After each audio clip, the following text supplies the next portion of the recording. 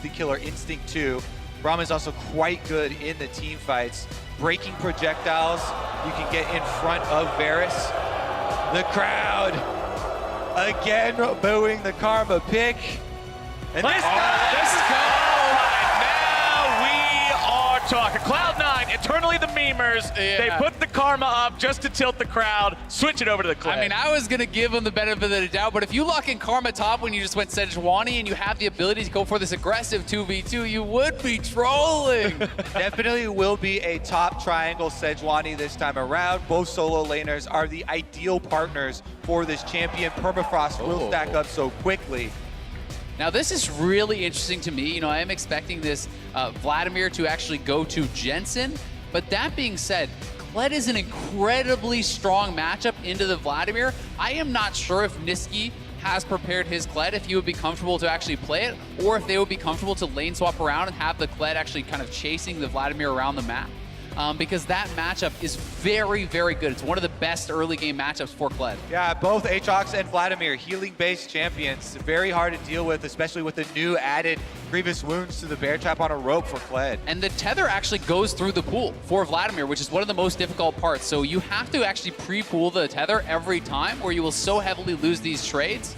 And as expected, it is going to be a mid lane Vladimir here for Jensen, but I'm so interested to see, will Cloud9 actually look for a lane swap? Or are they going to be comfortable just playing matchups as TeamLiquid wants them? Because Kled really is so difficult, and we have seen Kled mid, you know, played in the LPL, as well as some of the other leagues around the world. These mid laners are staying in very similar roles. Bottom lane, though, Svenskeren making an early pass on the Tom Kench lane. JJ is the target. They know he's able to just gobble Double Lift up and keep him safe. Double Lift is devoured for now, but he's going to be taken down. First blood, Cloud9 gets the low cooldowns on the transfusion. So Niski should have a plenty good time here in this mid lane, but it's jungler versus jungler in the brush. Xmithie's going to be stunned up immediately. Niski makes his way over, and Xmithie falls. And this time it is in game one, but this time Cloud9 was ready, and JJ's in trouble. Cloud9's ready in the bottom lane now, too. Thick skin could still be proc down here. JJ's still going to be worn down. Backup could be coming in from the river, but Svenskeren won't go any further. But top side, TeamLiquid gets on the board. Xmithie gets some revenge right there. They take down top side. Bottom side, C9 dive. Four-man dive potentially coming in here now. Niski and Svenskeren ready to go. The minions are not at the turret just yet. They have to contemplate how hard they want to go here. Vanguard's edge comes out. TP's going through. JJ is down, but at what cost? Svenskeren with a flash away, and Impact's now going to be taken very low. Niski falls, and Impact falls as well. Sneaky's grabbing the kill onto that one, and Jensen can do nothing. Cloud9 crush TeamLiquid. Still sort of spelt doom for his early game, but the man is popping off here in game number 2 as once again, blood in the bottom lane. Sneaky's gonna be taken low. Xmithie drags him back, but the damage isn't there just yet. Shut down over to JJ, who's also gonna be keeping Xmithie alive. Svenskeren tries to find something. He'll get one, but he loses his life for early Drake after establishing priority in the mid and bottom lanes. They'll secure the Mountain Drake for themselves, and they'll look for the fight onto the TL bottom side. Vanguard's edge will lock them in place. JJ will fall, and he'll spin up his lunge too. As you said, they might go for this dive here. Svenskeren positioning behind the tower. Xmithie hovering around and shadowing his top laner. Throw out the Glacial Fissure. Impact's in danger. Svenskeren looking to find him. Nice body block coming out from Xmithie there. Still looking to make some sort of a play happen.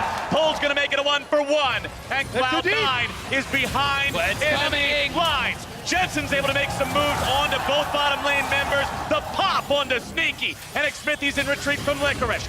C9 brings in the entirety of the cavalry. The charge makes it happen. And nice use of the World Ender and the extra damage and the extra healing. But Licorice has extra buddies coming down. Sneaky goes in looking to finish this one off. Impact's able to knock him up into the air. It's going to be a 1-for-1. Xmithie dragging Sneaky back, taking him very low. And that's the trade. The teleport's just terrible. He saw him on the minions. Well, now it's going to be more trouble for TeamLiquid as Double Lift gets himself caught out, having to pop the summoners, getting himself away. JJ is going to be taken down next. The flank has arrived, and so has Cloud9. They will evaporate TeamLiquid in front of their eyes. The turret, even with 4 members mid, they can't force everything. This is a Braum, Kai'Sa, both with QSSs. Smithy tries to go up to the top side, but Licorice isn't too worried about it here just yet. Push is going to continue. Zazel looking to get himself away, but he's going to be collapsed on.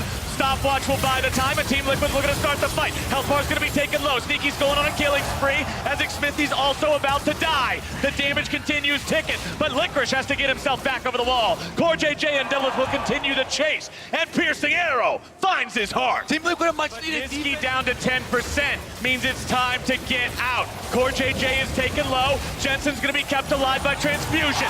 Sneaky goes 1-for-1 with him, and Cloud9 is still popping off. Sneaky forces the Cloud9 victory in that team fight. Oh my goodness. Behind enemy lines, drawing the turret aggro, trying to find a way to outplay this one, but I don't think there's any way out.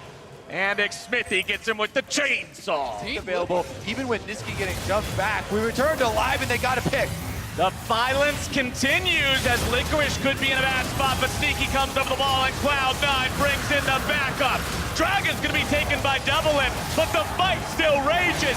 Jensen drops to Sneaky, and now they're looking to bring more damage into Licorice. TeamLiquid will try to make their stand. Doublelift taking over! And Doublelift just slaughtered everyone!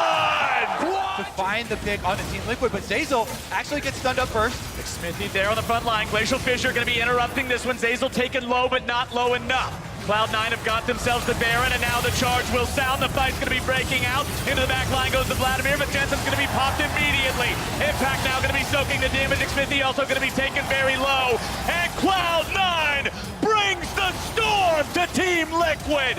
Doublelift is chased down, beat down. He's going home, and Cloud9 will win the fight. The door to the base is already open, and Cloud9 will push through for a victory in Game 2. We are going to be all tied up. Game 1 was all TeamLiquid's, but Game 2, Cloud9 came to play. Hot damn, we got a series, boys. This is showing both teams at their best in these first two games. Cloud9 take the Nexus.